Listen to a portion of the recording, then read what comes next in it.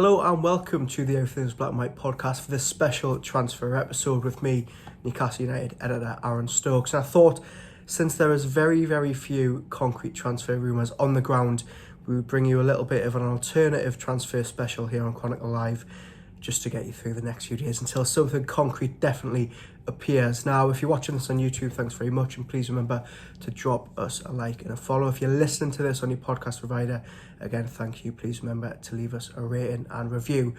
So just to explain a little bit about what this video will be, as I say, Newcastle United, there's very few concrete links on the ground. We know that Newcastle have been linked with a few wingers, a few centre-backs, a few strikers, but as we're recording this on the 23rd of July in the afternoon, there's nothing concrete, and we don't believe Newcastle United are close to signing anyone, despite the fact that Eddie Howe said just last week that they have quite a lot of work to do in terms of signing outfield players. Now, I think the three positions that we can all agree that Newcastle United need to strengthen is right midfield, potentially at centre-back as well, and also getting a third choice striker in. And I think that's been exacerbated by Callum Wilson's recent injury. Now let's start with centre-back then, because Newcastle United have already signed Lloyd Kelly this summer. They did a fantastic deal to get him on a free. But as we know, he is a left-sided centre-back. We know that he's also a player who can play at left-back. Now, I think you look at Newcastle United's backline at the minute, and they've got Fabian Schär. And if Fabian Schär, touch wood, doesn't get an injury, then they're fine. If he does get an injury, then they're back down to, Emil Kraft stepping in at centre-back. Now, Emil Kraft's a fantastic squad player, but do I want him starting week in, week out? I'm not too sure, no disrespect to Emil Kraft. Now, I think, and I've been banging the drum for a while, that Newcastle United could do with go out and spending a little bit of money on a right-sided centre-half. One, to compete with Fabian Schär in the short term, but also to finally make sure we've got a long-term partner for Sven Botman. Now, I think there's a couple of options that Newcastle United could really do with examining, and hopefully Paul Mitchell and Darren Eales are watching this video. I'm not sure if they will be, but these are three players from each position that I would like Newcastle United, so I think they should go out and look for. Now, starting with centre-back, we've got Odilon Kosunu. Now, it's a name that hasn't been linked with Newcastle United at all. I'm plucking this one maybe a bit out of the left field. But Kosunu is a 23-year-old Ivorian international who's currently playing at Bayer Leverkusen. Played a massive part in Leverkusen's domestic double last year, where they won the Bundesliga and they won the DFB Pokal, the essentially the German Cup. They were minutes away. They were one game away from winning the treble, an unprecedented treble, by going unbeaten in all competitions. They, of course, famously got beat by Atalanta in the Europa League final. Now, Kosunu played a big part in that. He played part of a back three at Xabi Alonso's Leverkusen. He played a lot of minutes, and he also lifted the African Cup of Nations with the Ivory Coast back in February. So he's coming off the back of a fantastic season.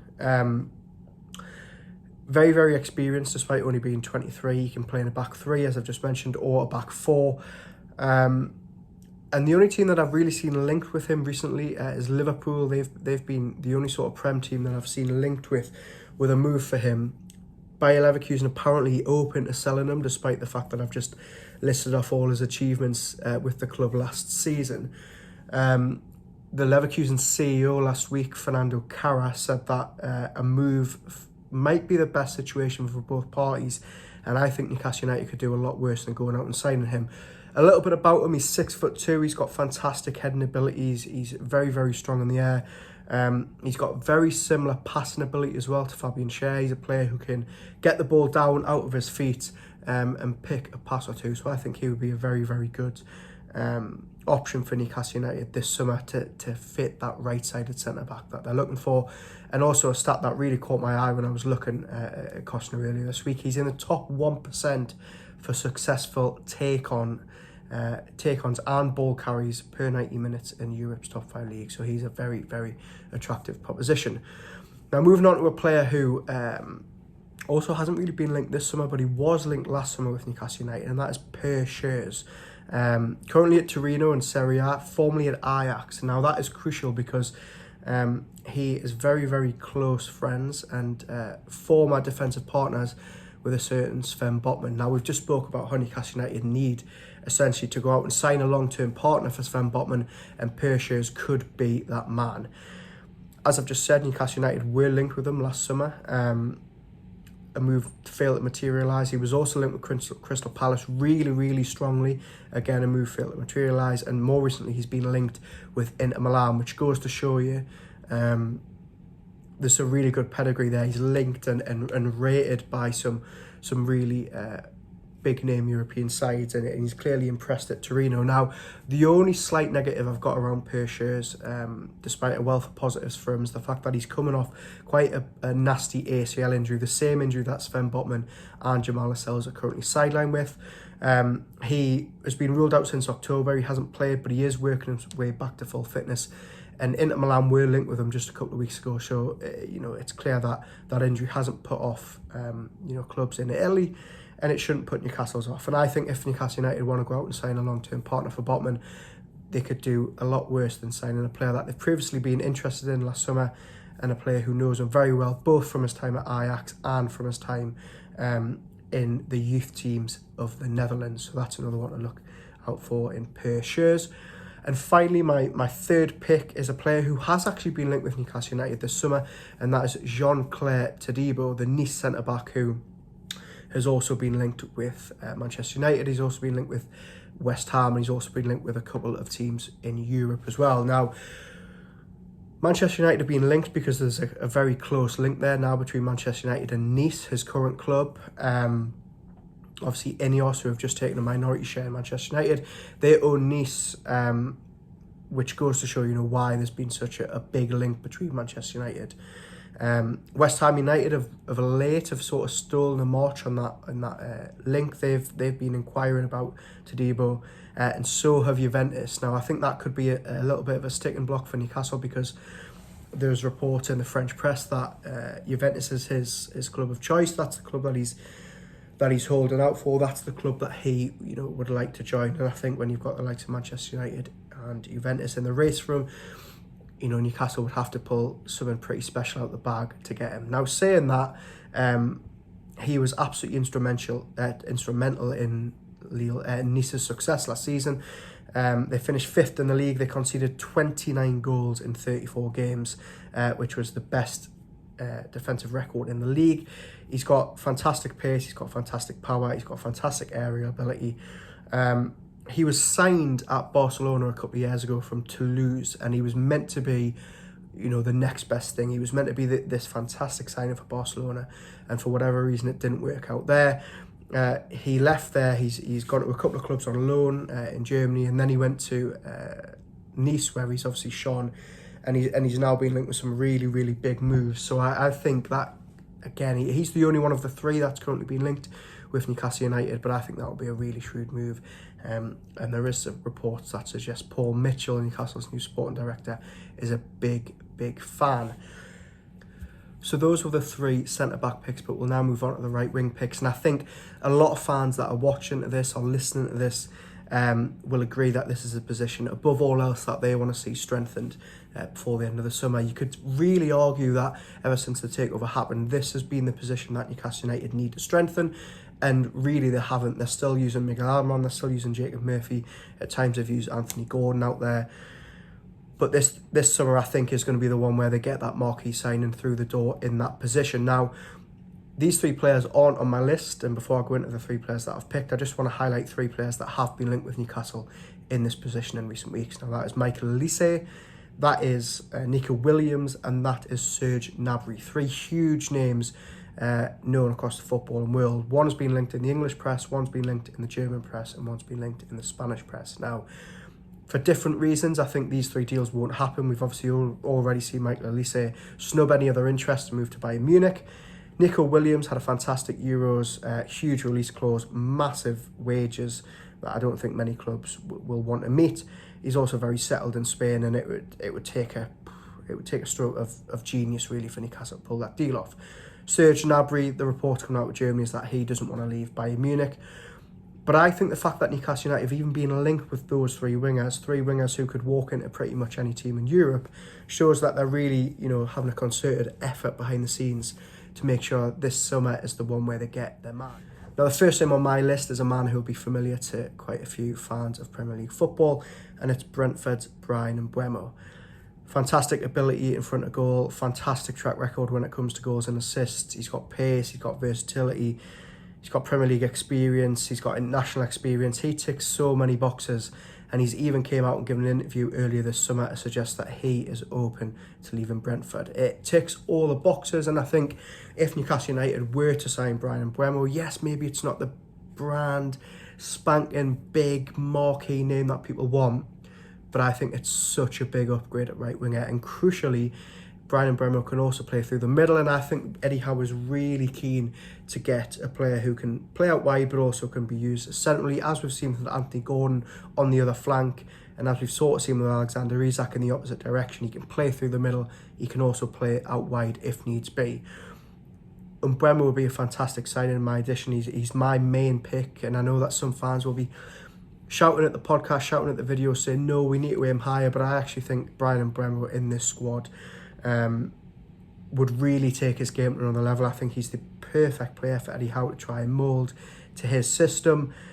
He scored 50 goals, he's got 42 assists in 200 games. The record speaks for itself, and I think he would be a fantastic signing for Newcastle United. Speaking earlier this summer, he said, I've spent 5 years at Brentford at a club that has allowed me to grow and pass a milestone, but yes, I would like to play in the biggest competitions at the best clubs. It is tantalising to see some big clubs interested in me. We will see. Now, that's a key point. There is other clubs interested in Bryan Mbeumo. It's not just Newcastle United. But I think if you can get a deal done for anywhere around 50 million this summer, I think you've got to go out and do it. So hopefully Newcastle United's transfer to you. So we're going to follow up on that one, and we're going to see Bryan Mbeumo switch the red and white of Brentford for the black and white of Newcastle United. Moving on to another transfer where I think Newcastle United should look at, and it is Nico Gonzalez from Fiorentina. Tentatively linked with Newcastle United last summer. He's also been sort of linked a little bit in the last couple of days, but not really by some concrete sources. But I think Newcastle United could do a lot worse than going out and signing this player. He's currently at Fiorentina in Serie A. He's an Argentina international. He's a right-sided attacker who uses his left foot. He's been compared to some players like Bernardo Silva. He's got a fantastic track record across Europe. And similarly to Mbeumo, he's probably available for around £50 million, which in today's market is absolutely fantastic for a player of his ability. If you haven't seen him play, if you don't know who I'm talking about, then I'll just let former Everton and Liverpool star Don Hutchinson take you through what his game is like. Speaking on ESPN a couple of months ago, he says, Nicolas Gonzalez is a player that can go on at unbelievably high levels. If Bernardo Silva was ever to knock on Pep Guardiola's door and say, I want to move on, I think City should seriously be looking at Gonzalez. He's very similar to Silva. Silva has more consistency in his game, but when you look at the talent, he plays off the right-hand side. He's a left-footed player. He's very, very good in the air. Now, haven't really seen this player linked with too many clubs this summer. Liverpool have been interested. Fiorentina said to be open to offers. Again, I think Newcastle United could do a lot worse than going for him.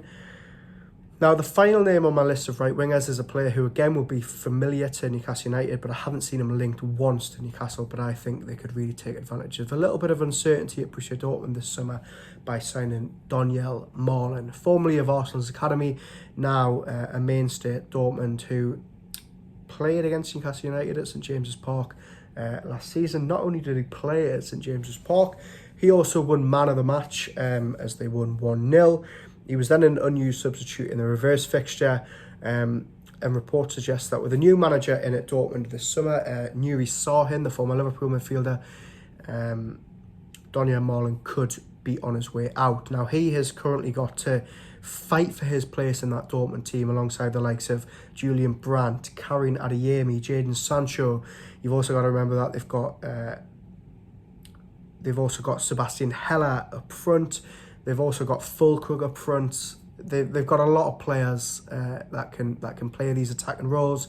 Marlin has been used as a right winger, but he can also play through the middle. I think he's also said on the record that he prefers playing as a central striker. But he's another one who's got that massive versatility. He can play across all three positions. He can also play as a number 10, as an attacking midfielder, as a second striker. If there's even any chance that Newcastle United can get a deal done this summer, they should be doing it. Reports in Germany in Bild suggest that Dortmund will be open to letting him go for €40 million, £35 million.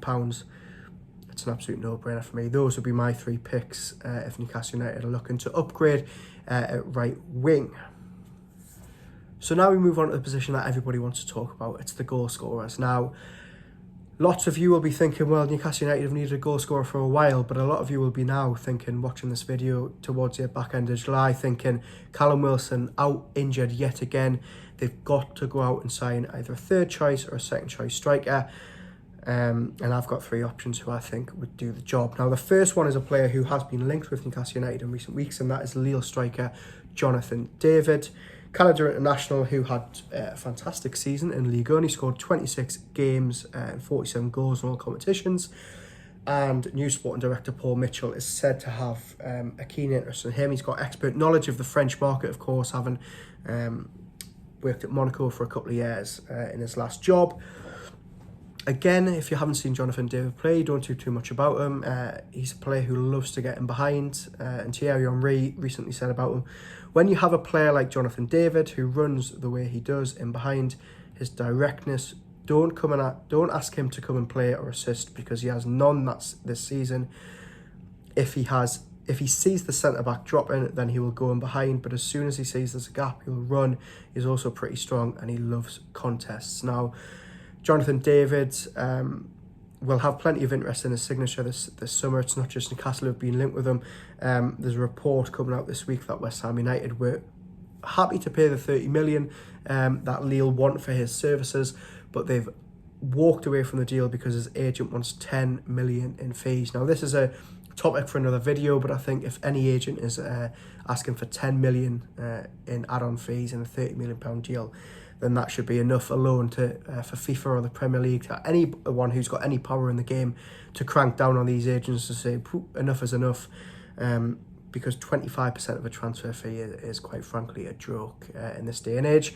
So that might be a potential stumbling block, but I think if you can get a deal done with Lille for £30 million, try and get those agent fees down significantly. I think he's a player who would fit in. He would be the perfect complement to Alexander Isak, who would be the perfect man to up a little bit of competition.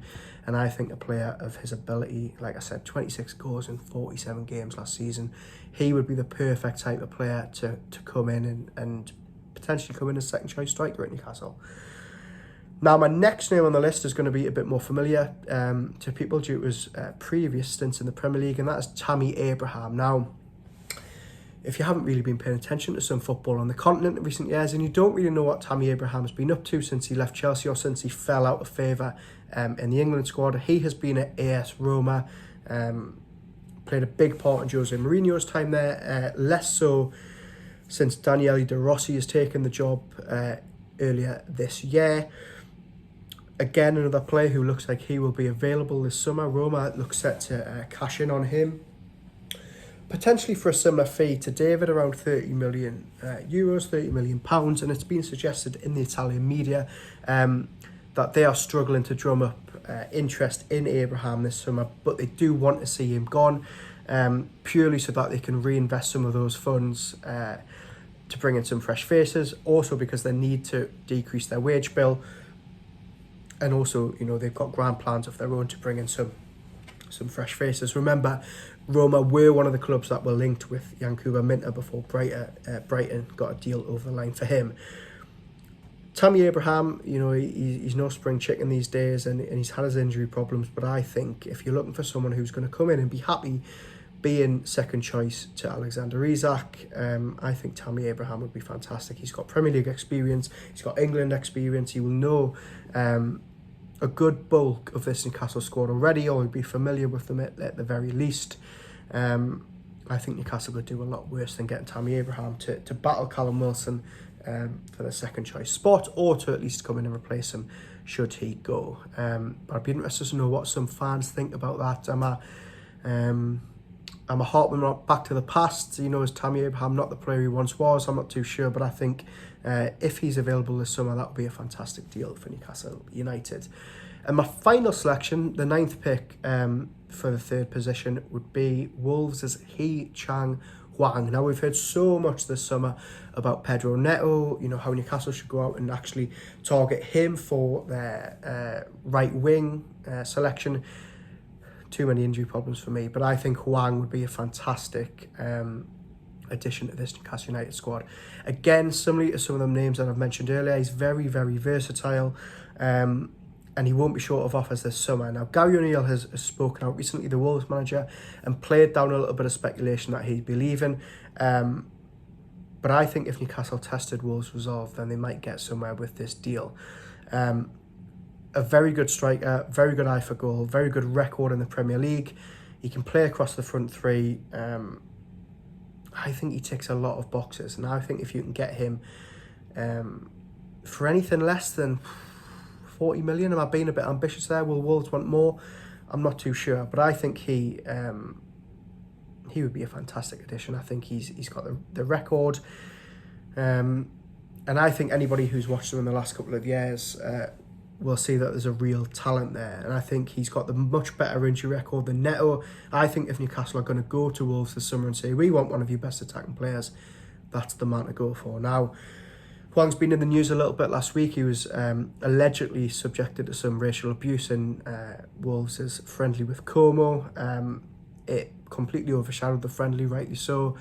Daniel Podence, Hwang's teammate, apparently stood up for him and got himself sent off in the process. Gary O'Neill was obviously asking the players, do you want to come off the pitch? Hwang was apparently the one who said, no, we want to keep playing. And the match, did continue for some time. So he has been in the news a little bit this week, more so because of that rather than the transfer speculation. But I think Hwang, if he's available for the right price, I think he would be a fantastic signing for Newcastle United this summer. So there we have it. 9 names, some who've been linked with the club, some who haven't. But I think those are the 9. Obviously, Newcastle United aren't going to go out and sign all 9, but I think those are the players that they should be targeting. If they want to take themselves to the next level, if they want to add depth, if they want to add, some real quality to the first team. And also, I didn't want to come on here and say they need to go out and sign Kylian Mbappe, they need to go out and sign Mohamed Salah. I want to keep it realistic, and I think it's not out the realms of possibility that any of the 9 players that I've mentioned could end up at Newcastle United. As I said earlier in the video, if some of the scouting chiefs are watching this, then thank you for tuning in. And maybe some of these players are already on Newcastle United's radar. As I say, they've already been linked with the likes of David and Mbeumo. They haven't really been linked with the likes of Marlon and Gonzalez, but I thought this would just be a good alternative video to give you guys listening and watching, because I think we're all just sort of craving something concrete to hang on to at this stage of the window, just to sort of say, my piece on that. I think Newcastle United will, in the next coming days, really start to make some moves. Eddie Howe laid his cards out on the table across a number of aspects last week. He obviously said about making sure it's right from him. He shut down the England talk, but he also came out and said that there's a lot of work to do, and I think that was a message that he really wants to get the ball rolling. Paul Mitchell obviously spoke about the short term as well when he spoke in Germany, and Darren Neal spoke a lot about how the club are in a much better financial position than they were this time last month when they were having to offload Elliot Anderson, they were having to offload Yankuba Minter. So hopefully next time we do a video like this, we'll be talking about the players Newcastle have signed rather than the players that Newcastle United should sign.